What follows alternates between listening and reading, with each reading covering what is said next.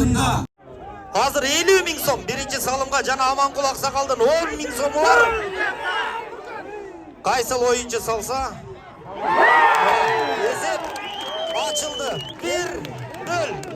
Melis Bey golü Nurcan. 4. minuta 20. sekundada esep sanları 1-0. Nurcan boşanıp kendi dağı salındı. 2-0. 9. minuta 30. sekundda жүріп атат. Esep sanları 2-0. Nurcan Melis Bey golü жүрөт.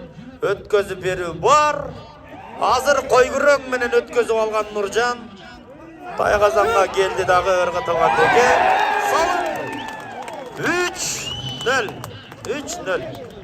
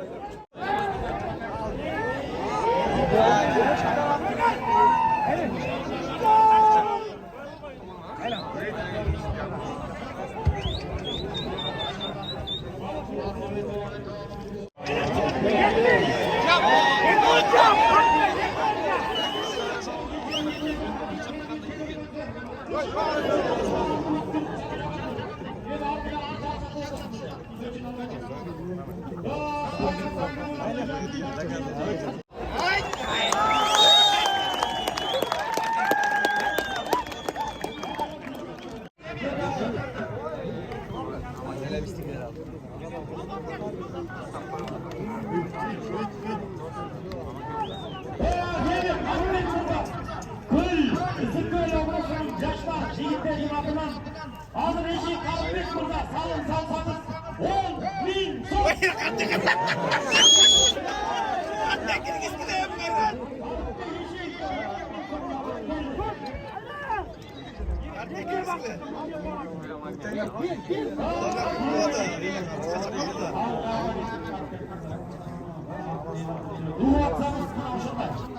Hazır. Telefon